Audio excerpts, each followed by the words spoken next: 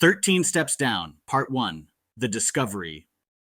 The rain had been falling for days, not the quick, sharp kind that washes the world clean, but a slow, insistent drizzle that seeped into every tree, every stone, every tired board of the farmhouse. I drove through the mist, watching the fog curl along the creek, past trees whose branches sagged heavy with water. The world felt damp and waiting. The house rose ahead like a relic forgotten by time. Moss climbed the shingles in green veins. The porch sagged at its center, warped boards creaking softly as if complaining under their own weight. I stepped out of the truck, boots sinking slightly into wet mud, and felt the house pressing at me with the weight of its age.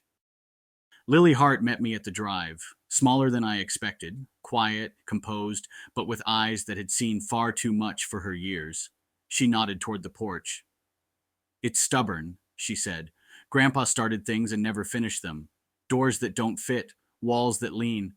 A puzzle, really." I smiled. "I work with stubborn buildings. They have stories. You just have to listen."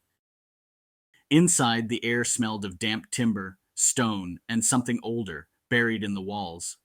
Every creak of the floorboards sounded intentional, as if the house was breathing around me.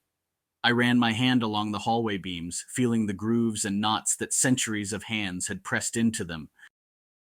The first few days were simple enough. Brace the joists, tear out rot, inspect the foundation for weakness.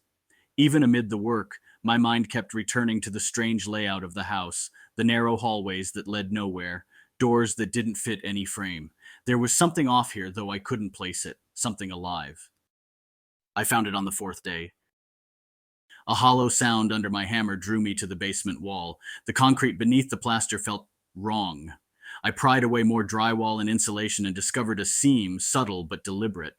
A small rusted metal loop revealed itself when I brushed away the dust. I pulled, and the panel gave way with a sigh. Behind it, darkness yawned. A staircase, wooden and narrow, descending into packed earth. 13 steps. I counted without thinking.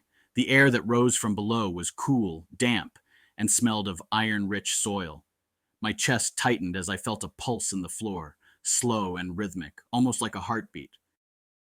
The next morning I brought Lily down. She laughed at first. Root cellar unfinished, nothing to see here. But when she leaned closer, her face softened. "This wasn't here before. I grew up here. I would have noticed." I said nothing. Her hesitation and certainty were enough. We left the cellar reluctantly, but I couldn't stop thinking about the stairs. That night, the dream came again.